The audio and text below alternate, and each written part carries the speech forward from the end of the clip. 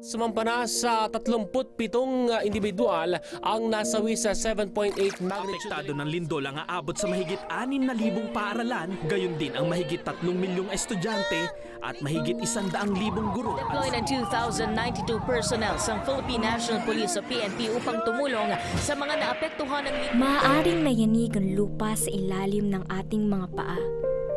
Kasabay nito ang takot at pangamba sa ating mga puso.